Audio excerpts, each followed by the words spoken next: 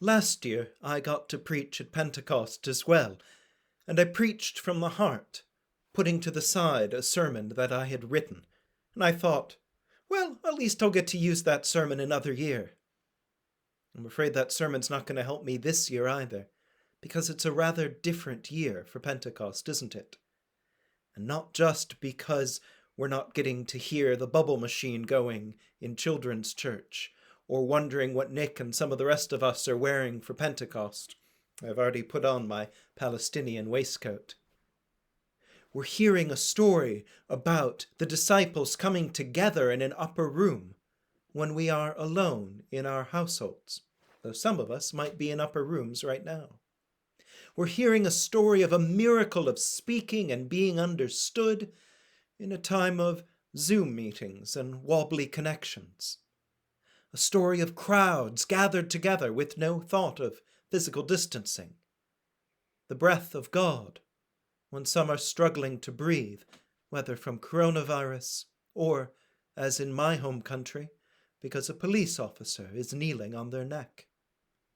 Tongues of flame when cities are on fire, when climate change has us looking here in England at the driest May in 124 years, when the world seems gripped by fever. But plague, isolation, police brutality, governmental mendacity and struggle were not unusual in first-century Jerusalem either. And that first Pentecost was not without fear and the promise of further hardship. What is it Peter declares? Blood and fire and smoky mist. Yet in John's telling of the gift of the Holy Spirit, Jesus says to his friends, "Peace be with you. As the Father has sent me, so I send you." Pentecost is a feast of listening. In our own languages we hear them. Pentecost is a feast of listening. Can we hear the gift of peace in the midst of the tempest and the flame? For Mary and the apostles gathered, can we hear their awe and astonishment? Can we, set adrift by changes we can neither predict nor control, hear their sense of purpose on that first birthday of the Church? Can we, not gathered together in our pews at Great St. Mary's, taste still their sense of community, gathered together on that holy feast day of Shavuot, Pentecost? Can we feel, physically distant on our own devices, that sense of connection, not just with one another, but with the whole city around them and the whole world beyond? Parthians, Medes, Elamites, and residents of Mesopotamia, Judea and Cappadocia, Pontus and Asia, Phrygia and Pamphylia, Egypt and the parts of Libya belonging to Cyrene, visitors from Rome, Jews and proselytes, Cretans and Arabs. And above all, locked in our upper rooms, can we receive the peace of the Lord? Can we seek that too? For today, and for the future we will build in the weeks and the months to come? I believe we can. With all my heart, I believe we can. For what gifts Christ has given us for mission. It's not going to be easy.